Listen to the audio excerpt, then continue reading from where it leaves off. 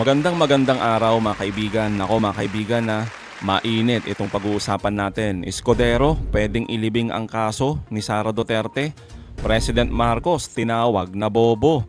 Matapang na abogado, kinilayan si Escudero. Nako, abangan nyo po yan. Matapos ipangalandakan ni Escudero na pwedeng madismiss ang kaso ng kanyang kaibigan na si BP Sara kung majority ng mga senator judge ay pabor dito. Kaya naman, laking tuwa ng kampo ng mga Duterte sa naging pahayag ngayon ni Escudero. Dagdag pa niya, lahat ng motion ay pwedeng mangyari sa kanyang liderato kung yan ang kagustuhan ng nakakaraming senador.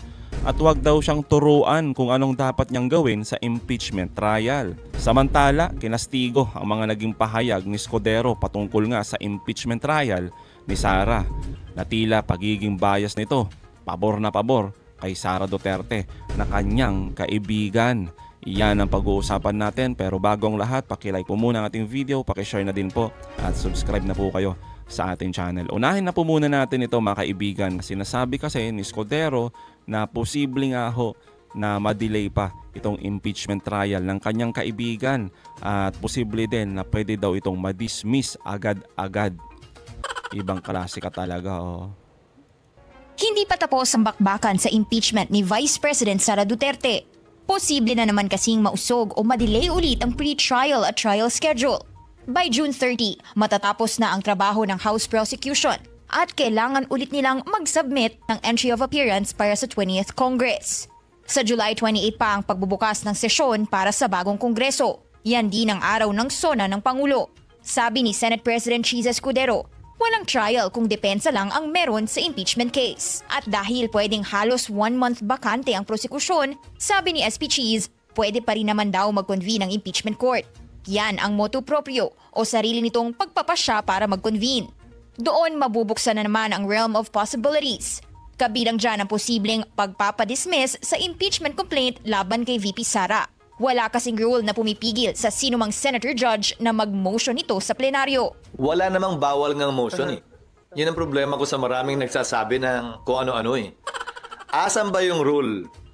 Asan ba yung provision sa saligang batas o sa rules on impeachment na bawal ang ganito o ganyang klaseng motion? Maski nga raw motion para agaran siyang i-convict, pwedeng idaan sa botohan. Kailangan lang ng simple majority vote o boto ng 13 out of 24 senator judges ng 20th Congress para matuloy ang dismissal. Ginamit pa nga yan ni VP Sara sa answer ad cautelam niya, ang tugon niya sa summons ng impeachment court, at sinabing void na from the beginning ang mga reklamo. Ibang klase mga kaibigan no. Wala daw ganun, sabi ni Escudero. Oh. So mali pala yung mga bumalangkas ng batas, yung mga legal luminaries natin, yung mga profesor na mga matataas na universidad. Oh. Lahat sila mali mga kaibigan. Si Escudero lang ang tama. Kasi sinasabi niya wala naman daw nakasulat sa batas, di ba? Na ipinagbabawal yung ganun na mag-motion sila. Yung motion to dismiss, o motion to remand, lahat na mga kaibigan. Pansinin nyo mga kaibigan, no, halos lahat ng ginagawa nila pabor kay Sara Duterte. Tulad na lamang yung sinasabi niya dito na pwede agad ma-dismiss yung kaso ni Sara Duterte by majority votes mga kaibigan, di ba? Tapos, sinasabi niya din na pwede daw ma-convict agad si Sara Duterte. Eh di ba lahat yun mga kaibigan, pabor kay Sara? Pansinin nyo, pag motion to dismiss, pabor kay Sara. Pag kinonvict mo agad naman yan, pabor pa rin kay Sara mga kaibigan. Kasi magkakaroon sila ng reason o naratibo na sasabihin na nakita nyo na, kinonvict agad ni hindi pa lang nakikita yung ebidensya. Oh, talagang ginigipit si Sara. Oh. Ganon na mangyayari mga kaibigan, lahat pabor kay Sara Duterte. At isa pa mga kaibigan, papayag ba kayo nun? Iko-convict agad si Sara na hindi man lang nakikita yung ebidensya? Oh. Diyan natin makikita ngayon mga kaibigan na ang iniiwasan talaga nila ay yung mga ebidensya laban kay Sara. Sa umpisa pa lang mga kaibigan, yan na yung ayaw nilang makita at malantad sa publiko. Yan yung iniiwasan nila mga kaibigan eh. Kaya umpisa pa lang, pwedeng ma-dismiss, pwedeng i-convict agad. Yan ang sinasabi mga kaibigan ha. Oo, ng kagalang-galang at napakagaling na si Escudero. Tapos, ito mga nagdang araw kasi mga kaibigan, di ba? talagang binira nila Tito Soto, yung mga ibang legal luminaries natin, sina Attorney Bukoy, di ba? Yung mga birada at galaw ni Scudero. Kaya naman mga kaibigan, eto yung sagot naman ngayon ni Scudero. Oo. Eto, pansinin nyo talaga kung saan pumapabor. Bitin ko Pebrero pa lang sinasabi ko na sa inyo, di ba, dun sa mga nagmamadali, hindi pwedeng magpursige ang trial dahil walang prosecutors mula June 30 hanggang July 28. Di ba? Noon pa sinasabi na natin yan eh. Hindi naman pwedeng mag-trial na isang panig lang. Sa tigas ng ulo nila, ayaw nga tumanggap ng pleading, so hindi na ako magugulat kung gagawin mo nila yon. Biri mo, pagtanggap lang ng order, pagtanggap ng pleading, pagtanggap ng answer, pagtanggap ng appearance, pati yon papahirapan. So hindi na ako magugulat, sa totoo lang. Pero magkikita-kita kami sa tamang panahon, kaugnay sa mga ganyang ginagawa nila sa panahong ito. Pero hindi ko maintindihan, sila yung gigil na gawin to, tapos pagdating sa pagtanggap ng mga kopya para magpatuloy na, bakit pinapahirapan yung mga process servers? Samantalang siya mga kaibigan, no, inupuan lang, dribble yung kaso ng 4 na buwan, magli5 buwan na nga ngayon. Ay nako talaga, sabay sisi mga kaibigan, no, matindi talaga. Ay nako. Sir, also sabi po niya ni Attorney Bukoy, yung ombudsman daw po, yung investigation nila hindi dapat magtuloy dahil matapos dapat daw po muna yung impeachment trial. Hindi Tama para ba? sa akin na komentaryohan yon. Hayaan na natin ang ombudsman na sumagot sa kanya. At tila yata hiwalay yung away na yon sa iba pang away na gustong pasukan ni Attorney Bukoy. Silang dalawa na lamang, yun siguro. SP, meron kasing kayo nagkakaroon din kasi, sir, ng mga apprehension or mga agam-agam na hindi yung actual na trial, yung nakikita natin na paglilitis kagaya sa korte. Gigil lang sila. Sorry. Yeah. Hindi ko trabaho. Pawiin yun. Nanggigigilan talaga sila dahil yung proseso, ulitin ko, gaya ng sinabi ko nung nagsimula tayo kanina, lahat ng sinabi ko naman nung Pebrero pa lang pag-file, nagawa lahat yon ng Senado, kaya lang kulang na talaga yung panahon. So may nagsasabi din kasi former Justice Carpio, sinasabi na niya na kung hindi magkakaroon ng trial, that would be grave abuse of discretion kung sakaling i-dismiss ng impeachment court. Hindi para sa akin na patulan si Justice Carpio. Hindi ako sang-ayon sa sinasabi niya. Hindi siya bilang retired justice ng Korte Suprema ang pwede magsabi nun. At walang dahilan, para sa akin na magbigay sila ng duda, maliban na lamang kung init sila, na magkaroon na agad ng trial sa lalong madaling panahon base sa kagustuhan nila. Grabe mga kaibigan, no? Kaya sinasabihang mayabang itong si Scudero eh. Siyempre mga kaibigan, yung sinasabihan niya ng gigil, hindi lang naman yung mga prosecutor, hindi lang naman yung mga legal luminaries natin, tulad nila Attorney Carpio, no, at yung mga ibang senador. Taong bayan din yung sinasabihan niya ng ganun na nanggigigil lang daw tayo. 'Di ba? Kasi nga gusto natin na maumpisa na yung trial. Pero ganito lang yung sasabihin sa atin mga kaibigan ni Scudero, 'di ba? Na parang binabaliwala niya yung kagustuhan at talagang gustong makita ng taong bayan na matuloy na ang impeachment trial at makita yung mga ebidensya. Pero eto, may ganito tayong Senate President na tila ba pumapabor sa Vice Presidente natin. Itong nirereklamo ng matitinding aligasyon na pagbulsa sa pondo ng bayan. Tapos mga kaibigan, matatandaan nyo, sinasabi ni Scudero na sabi niya, bakit ba sila gigil na gigil? Kailangang sumagot muna yung 20th Congress. Doon daw sa Kamara mga kaibigan, kung gusto pa ba nila na ituloy itong impeachment trial. Aba matindi talaga mga kaibigan. Ito yung sagot ni Attorney Bukoy sa mga ganyan na pinagsasabi ni Scudero mga kaibigan. Pakinggan nyo to. They cannot withdraw. They cannot say, no, we don't want to pursue this. Their constitutional duty was performed and accomplished when they transmitted the articles. They cannot withdraw this. That is unconstitutional. That is beyond their mandate. Marami rin pong nagawa na kumbaga, parang unconstitutional din. Yung pagde-delay. But this is within the control of Congress. What you're pointing out are delays caused by the impeachment court and by the impeached official. Congress can never constitutionally withdraw the articles. It is not within their mandate. Try to translate it in a language more digestible. And is that your role here? My role is to convey the message, to explain it. Kasi hindi naiintindihan po ng Pilipino. We have to make them understand. We have to insist that the public should understand. Ano po ba dapat namin maintindihan dito sa matter of impeachment? Malinaw mga kaibigan yung sinasabi ni Attorney Bukoy dito na hindi pwedeng iabandona ng Kamara yung kanilang impeachment case kahit pa tumawid sa 20th Congress. Kailangan nilang gampanan yung kanilang obligasyon, which is tapos na nga Dapat talaga yung bola nasa Senado Pero eto, ginugulo at ang daming pasikot-sikot na ginagawa ng Senado. Siyempre sa pangunguna ni Escudero. Kaya naman mga kaibigan, napaka-importante talaga na dapat maintindihan natin yung mga ganitong proseso. Kaya nga sinasabi din dito ni Attorney Bukoy, sa pamamagitan ng ganitong communication, hindi lamang sa talagang malalalim na pag-English, pero mas gusto niya na magkaroon, mga kaibigan, ng communication lalo na sa buong Pilipino, yung talagang lingwahe natin, mga kaibigan. Kaya ito gagamitin niya para sa ating lahat, mga kaibigan. Maintindihan ng publiko, ano ang proseso ng impeachment? Ito ay mekanismo ng ating saligang batas para sa pananagutan. Kaya yung titulo niya, the title is Accountability of Public Officers. What's the first item? Impeachment. The process was defined. The process was laid out.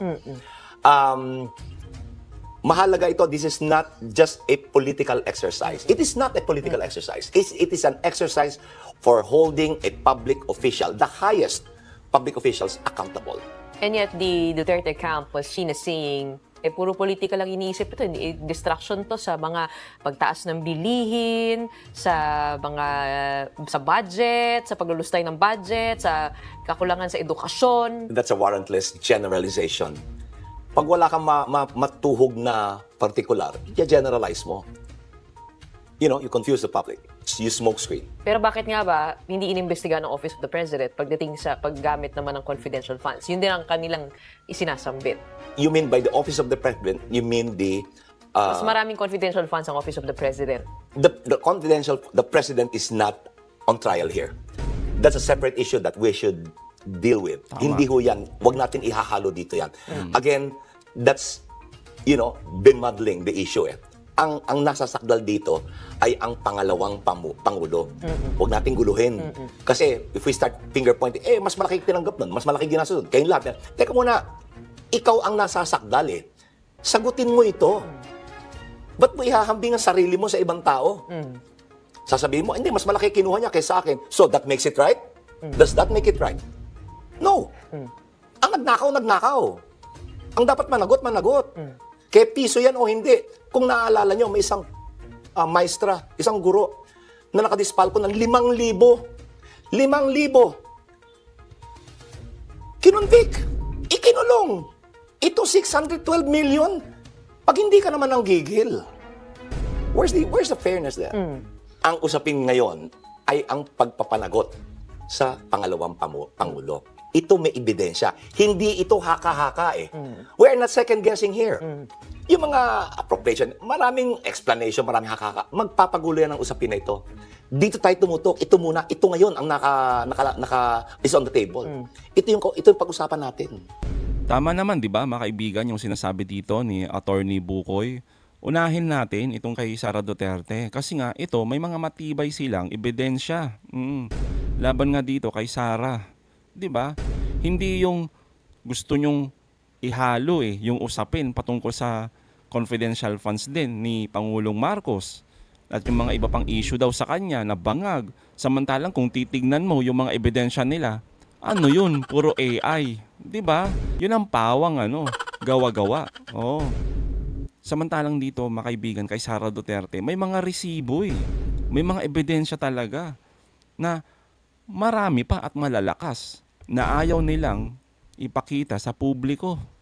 Dahil nga dito, sa pang-delay, dito nga sa trial ni Sara Duterte. Di ba? Yun lang naman ang hinihiling, mga kaibigan, ng mga prosecutor natin dyan sa Kamara. Ituloy ang impeachment at ilalatag nila sa harap mismo ng mga senador at sa publiko yung mga ebidensya na yan. Then, dun sila magkaroon ng final judgment.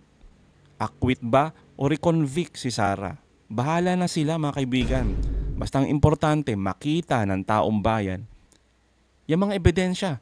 Yun lang yun mga kaibigan. Kaya hindi ako pabor sa sinasabi ni Escudero na pwedeng ma-dismiss agad, pwedeng ma-convict agad si Sara kahit wala pang mga nilalatag na ebidensya. Tapos sinasabi pa ni Escudero mga kaibigan, di ba, na tinuturo niya yung kamera na sila yung nagpapatagal. Sila yung matigas ang ulo, di ba? Gigil na gigil pero hindi naman sumusunod. Aba, eto mga kaibigan yung buwelta sa mga ganitong pahayag ni Escudero. Sagot po ni SP Cheese, lahat yon posible, ayokong pangunahan. Sa tigas ng ulo nila, ayaw ngang tumanggap ng pleading. Di na ako magugulat kung gawin man nila yon. Biruin mo, pagtanggap lang ng order, pagtanggap lang ng pleading, pagtanggap lang ng answer, pagtanggap lang ng appearance, pati yon papahirapan. So di na ako magugulat. And then later on he said, pero magkikita-kita kami sa tamang panahon, kaugnay niyang ginagawa nila sa panahong ito. Your comments po. Well, hindi naman kami nagpapahirap. Kaklaruhin natin kung ano yung mga factual na pangyayari doon sa mga binanggit ni Senate President Chis Escudero. On June 11, during the last session day of the 19th Congress, a motion was made to defer the acceptance of the remand of the articles of impeachment, which was approved by the plenary. So, kaya hindi pa matanggap ng House because there was a motion approved sa plenary. Doon naman sa entry of appearance, again, pinapaliwanag natin, wala naman tinanggihan. Hindi nga lang kasi nagpakilala ng maayos ang mensahero kung ano yung binibigay nila sa House na dokumento. Hindi naman sinabi kung entry of appearance to o para saan. Walang tinatanggihan, walang pinahihirapan. Ang gusto natin, isang trial na magawa forthwith. Kasi dapat lang matuloy ang trial. Yun naman ang nakalagay sa saligang batas eh. Wala naman tayong pinanghuhugutang pang personal o pang politika. Ang sinusunod lang natin, yung nakalagay sa saligang batas, which is to proceed with the impeachment proceedings forthwith. Kasi yung ginamit nga pong description ni SP na ang presiding officer ng impeachment court ay gigil na gigil, matigas ang ulo, yan po yung description sa inyo sa usapin po ng impeachment proceedings. Pero yung defense team po ni VP Sara, nagamit na bala yung ilang desisyon ng Senado. Sa tingin niyo po ba nakahanap ng kakampi si VP Sara sa Senado? Itong impeachment proceedings na to ay seryosong bagay. We expect and we assume that the senator judges in all of their actions in these proceedings are done with impartiality. Kung ano yung gagawin nila, hindi naman din kami ang maghuhusga nun. Taong bayan ang nanonood sa atin, kung ano ang ginagawa natin, ano ang actions natin. Totoo naman kasi mga kaibigan, di ba? Paano mo nga naman sasagutin yan agad-agad dito sa kamera kung wala naman nilagay no kung kanino nang galing yan. Tapos sasabihin ni Escudero, hindi sumasagot. Nanggigigil sila pero ang tagal naman sumagot, ang tigas daw ng ulo. Grabe mga kaibigan, no? Kailangan ata ni Escudero, wag lang puro kilay mga kaibigan. Kailangan niya lang manalamin. Tignan niyo yung sarili niya muna, di ba mga kaibigan? Sino ba yung mas matigas ang ulo?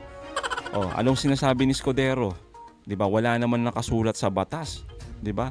Na bawal mag-motion daw sa loob ng impeachment court. Samantalang sinasabi na nga ni Tito Soto na Senate President dati, 'di ba? Ilang beses na naka-experience ng impeachment trial si Tito Soto na sinasabi niya na bawal yung mga ganyang motion. Pero pagdating kay Escudero, pwede. Tapos sasabihin niya, hindi matigas ang ulo ng Senado. Lahat ng ginagawa nila, tama pagdating sa kanyang liderato, mga kaibigan. Sinasabi na ng mga legal luminaries natin, mali yung ginagawa nila. Ang sabi ni Escudero, tama. Sino ba sila para sabihin na mali yung ginagawa niya? Mawalang galang daw kay former Justice Carpio, pero hindi daw siya magdidikta sa mga galaw ni Escudero. Matindi talaga itong Senate President natin. Supremo. Lahat nga kaya niyang gawin, di ba? Sinasabi niya, unlimited yung kanyang kapangyarihan. Kahit pa sinasabi na nila Atty. Bukoy, nila Senator Tito Soto, Senator Lacson, at yung iba pa, di ba? Yung mga eksperto, mga legal luminaries natin, na may hangganan. Yung kapangyarihan. ng isang presiding officer dyan sa impeachment court. Pero sabi ni Escudero mga kaibigan, walang makakapigil sa kanya. Kung itong kagustuhan ng maraming senador, abay, yun ang masusunod. Eto na lang mga kaibigan, simplehan natin. Eto yung pinakamalala na wag sanang mangyari mga kaibigan. Paano na lang kung napapaligiran tayo ng mga corrupt na presidente, vice presidente, ombudsman, Supreme Court justices, sa COMELEC. Mga kaibigan, lahat yan harap-harapan, kinukurap yung pondo ng bayan. Tapos, sa Kamara mga kaibigan, na-impeach. Yung mga yan, pagdating sa Senado, kaalyado lahat ng mga yan, na mga matataas na opisyal natin. Magkakaroon ng trial. Yes. Nag-take out na sila, nag-convene na sila. Yun nga, first day ng trial mga kaibigan, may pupunta sa harap at magsasabi, motion to dismiss. Tapos boboto yung 24 na senador, pabor para i-dismiss na ang trial. Di tapos ang usapan. Gusto nyo ba yung ganun? Kahit paharap-harapan, ninanakawan na tayo mga kaibigan. Pagdating sa Senado, dismiss, ganun-ganun lang. Parang ganun mga kaibigan, yung ibig sabihin ba dito? Ni Escudero? Diba? Wala nang talagang trial na makikita mo yung mga ebidensya. Basta na lang magkaroon lang ng motion to dismiss, pagbotohan na ng nakakaraming senator judge, tapos na ang usapan. Ibang klase mga kaibigan. Ay, tapos sasabihin pa na bobo yung presidente natin. Tulad nito mga kaibigan. Hindi ko alam kung sinasadya nila na ayaw intindihin o talagang bobo lang talaga yung nasa administrasyon. Binanata ni VP Sara ang administrasyon ni PBBM. Hindi raw kasi nito naiintindihan ang pagkakaiba ng personal at official trip. Kamakailan lang kasi, kunestyon ni Palace Press Officer Claire Castro ang frequent overseas trips ng bise. Pang-personal daw ba o pang-bayan ang hirit ni Castro? 2 bansa na ang napuntahan ni VP Sara sa loob ng 2 linggo. Una ang Malaysia kung saan siya nagdaos ng Independence Day celebration. Pangalawa naman ang Australia kung saan dumalo siya para magsalita sa Free Duterte Now event. Ayon kay VP Sara, nagsagawa rin daw siya ng consultation kasama ang Filipino community abroad sa parehong overseas trip. Kaya frustrated daw siya na hindi siya naiintindihan ng administrasyon. Nagpasaring din ang bise sa ginagawang pagdalo ng Pangulo sa iba't ibang event kahit hindi naman daw niya ito trabaho. Sumama si PBBM sa pagsunog ng 9.48 billion pesos worth of confiscated drugs sa Tarlac. Hindi trabaho ng presidente ang mag-photo op sa nahuli na drugs at mag-photo op sa pagsira ng nahuli na drugs. Frustrated sa